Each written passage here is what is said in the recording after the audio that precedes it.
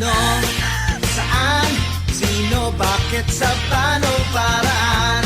Minsan, ang swerte mo nasa paligid lang.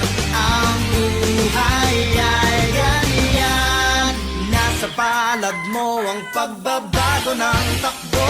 At walang mangyayari kung hindi mo susubukan. Magbukas ka ng isipan kahit talo may